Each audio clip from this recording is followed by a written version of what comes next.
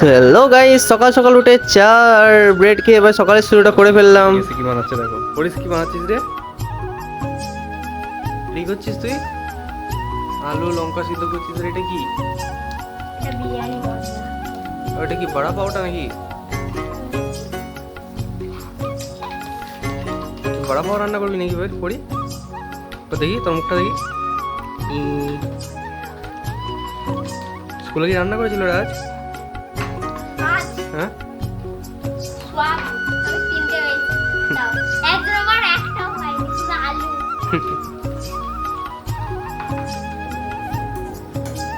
তো এটা হলো রোহিত শর্মা ফেভারিট বড়া পাও। এটা কি করছিস এটা ওর ভিতরের পুরোটা। ভাই? সেন্ট তো ভালো উঠেছে। তো মেয়েটা বড়া পাও করতে গেছিল, আলুর যে তরকারিটা সেটা এত খারাপ হয়েছে, এত খারাপ হয়েছে, এটা ফেলে দিয়েছে ওটাকে। দিয়ে এখন ডিম টোস্ট করে নিয়ে এসছে, ডিম টোস্টের মতো করে। কি এটা কি দেখি? তুই তো আন্ডাই তো ডিম টোস্টই তো করেছিস।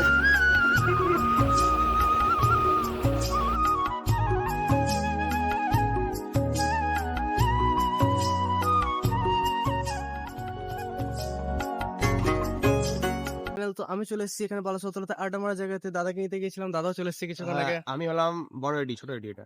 বড় এডি ছোট এডি, ঠিক আছে। এই গাড়িতে বসে কোমর ব্যথা করছে, বন্ধুর বিয়ে ছিল তো কোমরে হেভি ব্যথা করছে, গাড়িতে নিয়ে বসতে হবে।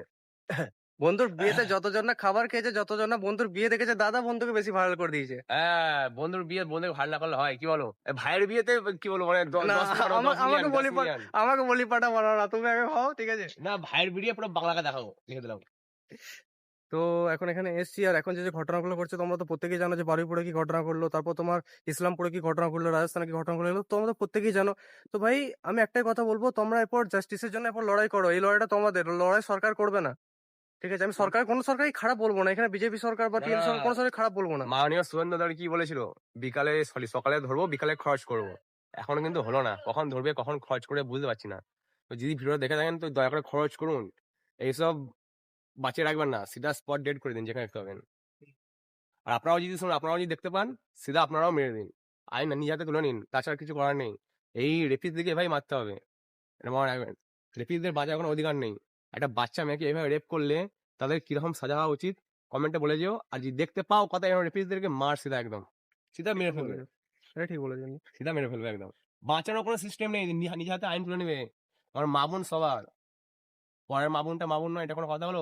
নিজের মা বোনটাও মা বোন, পরেরটাও সেম। তো দাদা যে কথাগুলো বলেছে এগুলো একদমই সঠিক বলেছে, 100% এগুলো রাইট।